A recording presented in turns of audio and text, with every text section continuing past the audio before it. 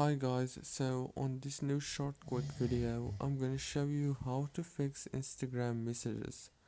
First thing, go to the settings and then go to the apps. When you open the apps now on this page, you will find all the apps that you have in your phone. Search for Instagram, click on it. Now this is the app informations page. All what you wanna do here is force stop the app. That's the first thing you wanna do is force stop the app. And then click here on permissions.